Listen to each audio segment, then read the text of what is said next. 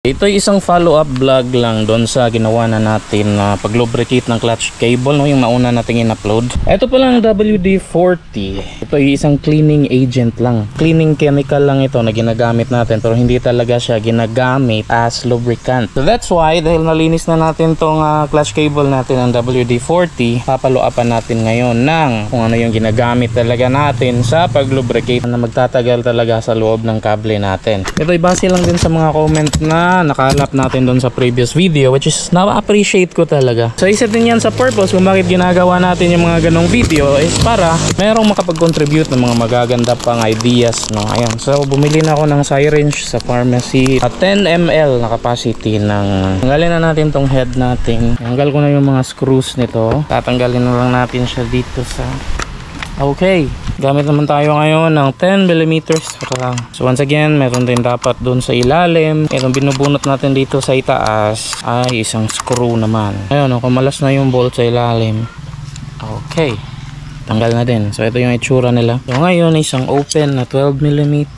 Hindi ito nakita sa previous na vlog ko. So parang may linya na siya na opening. Kanina nakaganto tong bolt na to. So pinihit natin papunta dyan para mag-align siya dito sa linya naman. Ito naman, ito. Align din natin kasi may parang ano siya. Tapos bunot na lang tayo. Itong lever, ayan, may linya din yung lever dyan. Pagka ikot mo ng ganyan, pwede mo na siyang tanggalin. Okay, so bubuksan natin itong yung syringe natin. Ginagamit pang injection, ano? So, dahil lang tigas ng takip na to, hindi ko mabuksan. Gagamit ako ngayon itong ito. Dito ko man ilalagay yung oil. Tapos saka ko naman ngayon ipapasip-sip sa injection. Ayan. Dagdagan pa natin. Hindi ko lang sure kung gaano karami. Try natin 5ml lang. So mukhang lagpas na to sa 5ml. Try na natin. So kasyabi siya sa kable natin. Ito magkakaalaman na. Alright.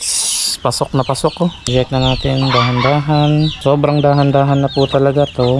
Okay.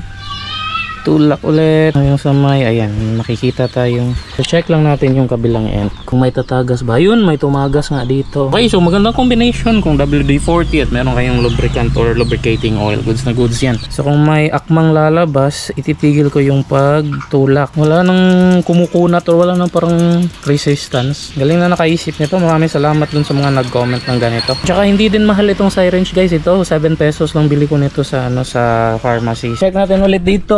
Ayun, no, lumabas yung yung itim na parang madumi. Ang dami pa palang dumi niya. Lumabas yung maitim na na oil. Parang ipapump mo lang yung yung kable para lumabas talaga yung mga dumi-dumi diyan. Hindi pala talaga to na thorough linis natin sa previous video. Hanggang sa maubos natin 6ml yung nilagay natin. Wala nang resistance. Ang galing. Legit na legit. Ayan, so malinaw na yung oil na lumalabas. Goods na yan. Okay, at nabalik na natin yung mga covers, no? So kung sa previous video naririnig nyo yung may squeaking pala, hindi ko napansin. Dito wala na. Ito yung slack niya.